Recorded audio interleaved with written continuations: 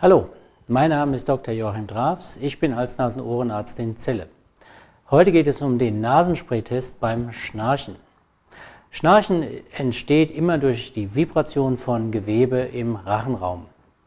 Die Nase und die Nasenatmung kann aber hier einen entscheidenden Einfluss haben. Die Nasenatmung kann behindert sein durch eine Vergrößerung der Nasenschleimhäute auf den sogenannten Nasenmuscheln, aber auch durch Verbiegungen des Knorpels und des Knochens in der Nase. Den Einfluss der Nasenschleimhäute auf Ihr Schnarchen, den können Sie ganz einfach testen.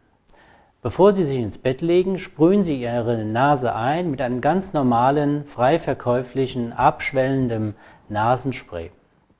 Ihr Bettpartner beobachtet dann, ob Ihr Schnarchen durch die Anwendung dieses Nasensprays leiser wird und soll ungefähr abschätzen, um wie viel Prozent wird das Schnarchen leiser, wenn es leiser wird.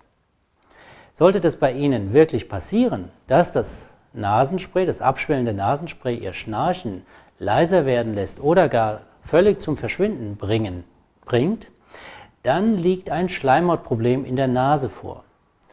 Dieses Schleimhautproblem ist normalerweise dadurch zu erklären, dass die Nasenschleimhäute auf den Nasenmuscheln zu dick sind.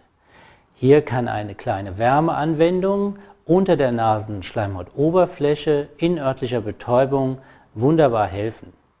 Dieser Eingriff hat sich mir sehr bewährt, man nennt ihn Radiofrequenzchirurgie der Nasenmuschel.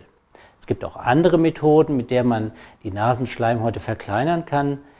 Ich persönlich bevorzuge diese Methode. Die Patienten kommen mittags rein, der Eingriff wird in örtlicher Betäubung durchgeführt. Danach hat man keine Schmerzen, man kann direkt zurückgehen zur Arbeit.